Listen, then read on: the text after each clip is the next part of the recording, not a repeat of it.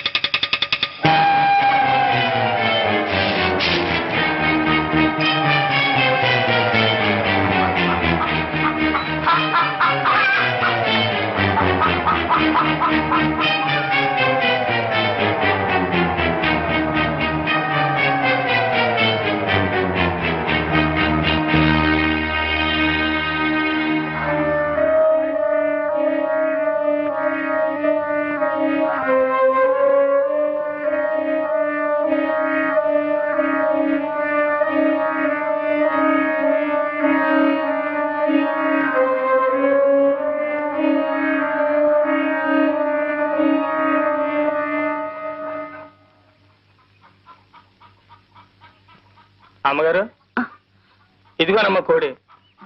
చాలా తిరిగి తిరిగి అట్టుకొచ్చానమ్మా.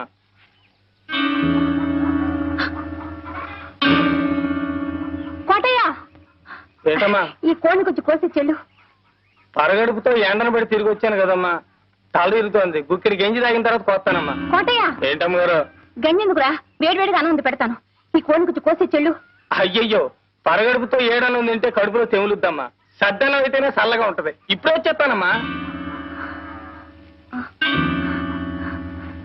కోటయ్య, ఏంటమ్మగారు? లోపల పులుసు మరుగుతోందిరా.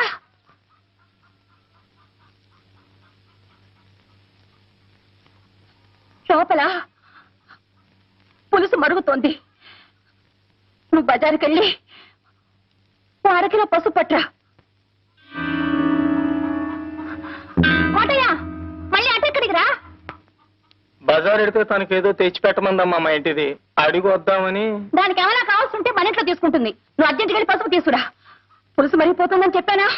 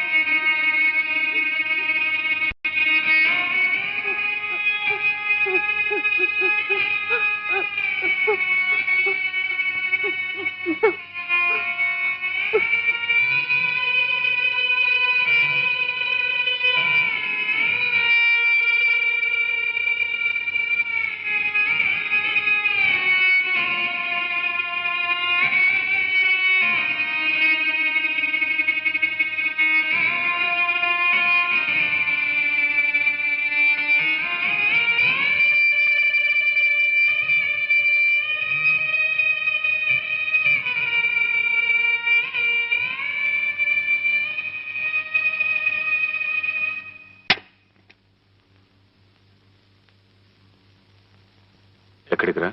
మడుసులుండే చోటకి. ఎక్కడికైనా పో, నీకు దానికి కూలి.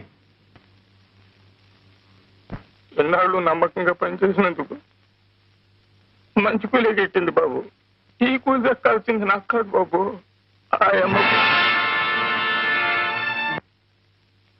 ఎందుకంటే కాళ్ళు నొప్పులు పుట్టేలా కాపలా కాసింది కదూ, అందుకు.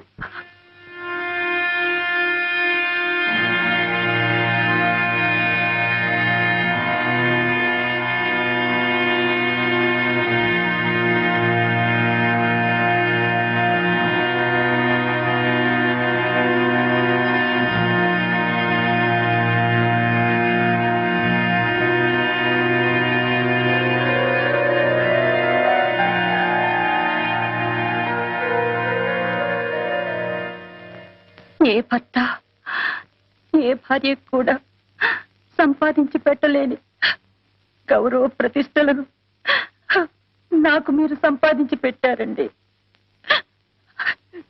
జన్మ జన్మలకు నేను మీ భార్యగా పుట్టాలని కోరుకుంటున్నానండి. ఎందుకలా చూస్తున్నారు? ఈ రంకుకి నా బొంకుకి ఒక వెల కట్టి కూలిచ్చాడా కోటిగాడు? మీరెంత కూలిస్తారు నాకు? పశువుల కంటే హీరోయిన్ మీరు ఓ మనిషేనా? చెప్పండి చెప్పండి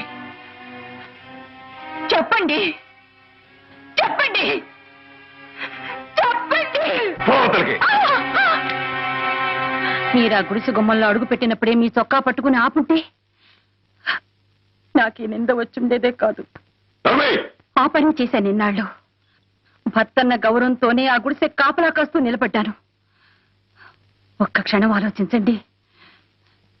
నేను నిలబడ్డ స్థానంలో మీరుండి ఆ గుడిసె లోపల నేనుండుంటే రంకుతనం అంటగట్టి మక్కిలెరగతని బయటికి తరిమేసేవాడినే.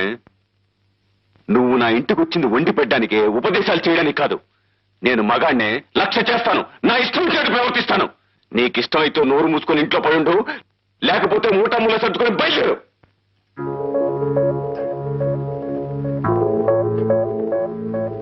మీరు ఆస్తిపాస్తులు చూసుకుని పెళ్లి చేసుకున్నారు. మేము మనసులు తెలుసుకుని ప్రేమించుకున్నాం. గొప్ప వ్యాపారివయ్యా నువ్వు. బతికే ఓ వ్యాపారం నీకు.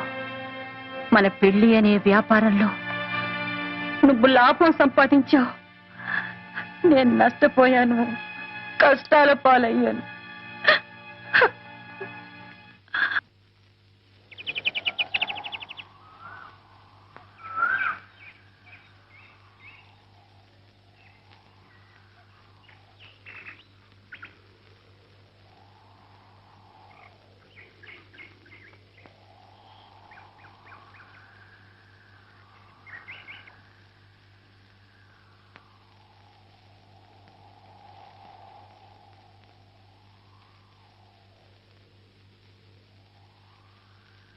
ఎరా, మీరందరూ ఇళ్లలో దెబ్బలు తిన్నారా?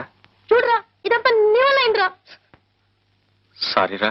ప్రేమ ప్రేమ నువ్వు తలబాదుకోవడమే కానీ అందులో ఒక ఆవు గింజంతైనా సీతాకోక చిలకుందట్రా. ఒరే, అలా అనుకురా. కరుణ సంగతి మీకు తెలీదు. ఆమె నా కోసం ప్రాణమైనా ఇస్తుందిరా. ప్రాణాలు ఎవరికి కావాలరా? రేపు సాయంకాలం 5 గంటలకి దత్తుడి గారి తోట దగ్గరికి రమ్మను, అప్పుడు చూద్దాం. వస్తే ఆ అమ్మాయికి నీ మీద నిజమైన ప్రేమ ఉన్నట్టేరా. రే, కబురు అందితే తప్పకుండా వస్తుందిరా. అప్పుడు మా అన్నదల్ని నీకుంటారు అబ్బాయి. అవునరా, కోతికొమ్మ చాట్లలోనూ కొబ్బరికాయ పంచుకోవడంలో కాదురా, కష్ట సుఖాల్లో కూడా అందరం కలిసికట్టుగానే ఉండాలి.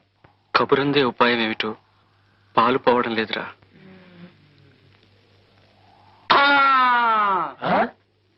ఆ ఉపాయం ఏదో బాబాయ్ గారే చెప్పాలరా. ఇంటికాడా చిన్న దెబ్బలకి ఉపాయాలనే పోయినరా అబ్బాయి. శ్రీనివాస హోటల్కి వెళ్ళి స్ట్రాంగ్ టీ కొడితే ఉపాయం అదే పుట్టుకొస్తుంది. పదండి.